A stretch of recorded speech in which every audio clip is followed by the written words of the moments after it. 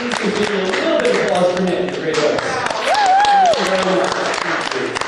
So, how's everybody doing this evening? We still doing okay? You got some wood? That's good. I see a lot of pale people in the audience. It's almost the end of the summer. Not many beach trips? No? Too many? I tried to go a couple times, but it's a bad idea. I'm actually incredibly pale. Right now, this is as tan as I get. And I'm really not kidding. I have a couple layers of sunburn on right now. My paleness is such that if you went and saw me at the beach, this is exactly what I look like. This is my skin, and this is the farmer's skin. It's horrifying, but it's a factor of being this pale. I don't know why I still go to the beach, though. You know, I know what I'm getting into. I know I'm going to get these massive burns, but I go time and time again. It's kind of like people whose only method of birth control is pulling out, and then they act surprised when they get pregnant.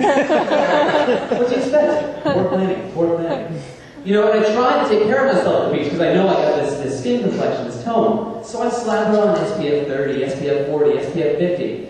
Does not matter. The sun does not care. The sun is my enemy. The sun flips me over and gives it to me dry. And that's kind of crass, but it's an apt description. A lot of you may be familiar with the phrase sun kissed. You know, you're kissed by the sun, a little touch color. I get sun hate fucked. And I'm not kidding. I'm embarrassed about it. I mean, I know it looks like I was asking for it, so I wasn't wearing much clothing, but... And the worst part is, I learned nothing. I learned absolutely nothing. I went to the beach, got 2 bad sunburns 2 weeks in a row, and I'm going on a vacation next week. Where am I going? The beach. You know? It's like, I got this friend, I saw him once, and he had an enormous rash down his left-hand side. And I'm like, that's a hideous rash. Where did you pick that up? And he mentioned he got it at a water slide park. I'm like, oh, that makes sense. Water slide parks are generally disgusting. You're going to get a skin disease or two. I'm like, all right, well, that's cool. What are your plans for next weekend? Oh, I'm going back to the water slide park. Thinking. Good forward thinking. So, as you may have noticed, I am rocking some glasses right now. I see we got a glasses wearer here. A couple other of my friends wearing glasses. And you can probably agree that it's kind of hard to be cool when you have glasses. You're facing an uphill battle. You know, there's a popular perception that glasses are not cool. And that's a little unfair. You know, it's really the media's fault. You want to see who the nerdy character is on a sitcom? They're the guy rocking the glasses. And they know this power extends elsewhere. You have a minority character, like let's say you got a black guy, and you want to make him less threatening for middle America, give him some glasses. All minorities then become a little bit whiter. It's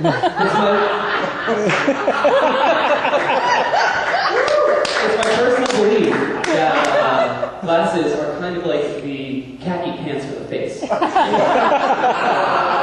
familiar, they're comforting, and they're a little bit lame.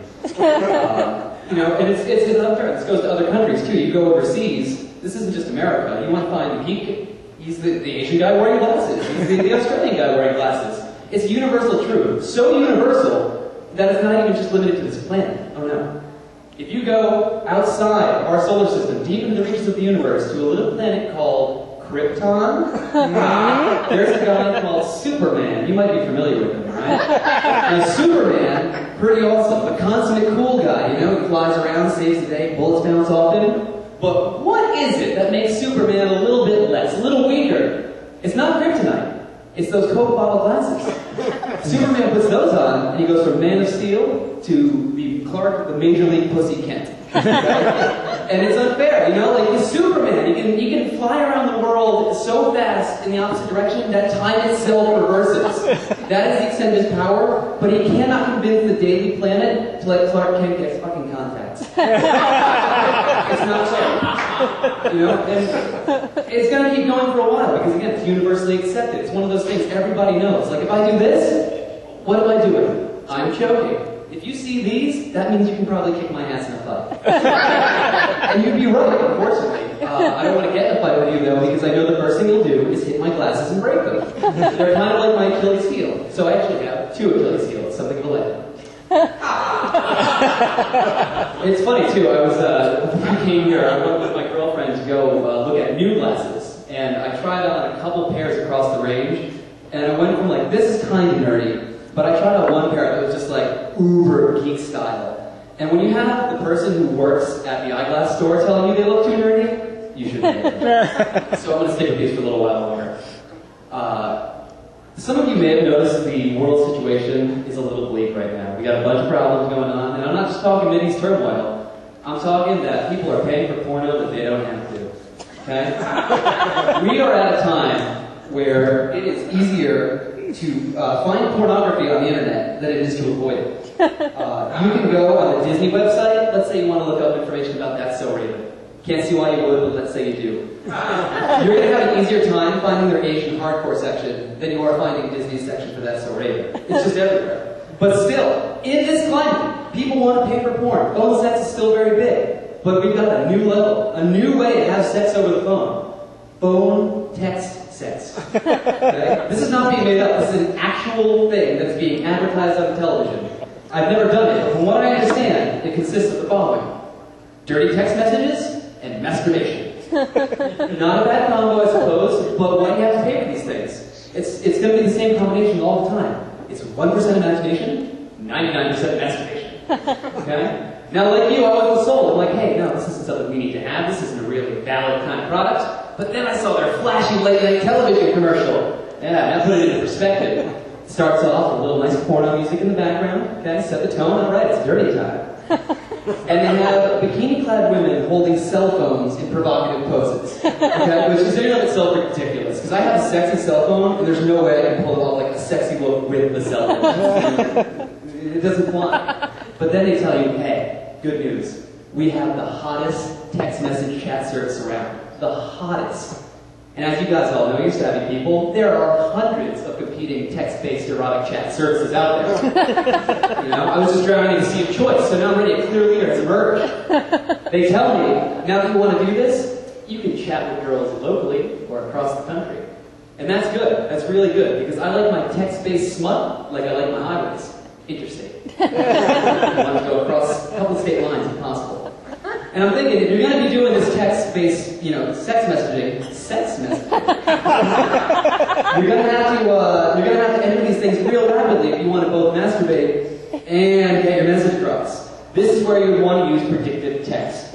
Predictive text is a feature on most cell phones where you enter the first couple letters, and then it guesses what the word you're trying to get might be. It makes it easier. It's a little shortcut. So for example, you type in D-I-L, and it will finish the word for you, diligent. Okay? Or T-I-T, it'll type in Titan. It gets all the words in one, except the dirty ones. Okay? You want to have text-based phone, sex, you're going to want to use dirty words, but they're not in the predictive text dictionary.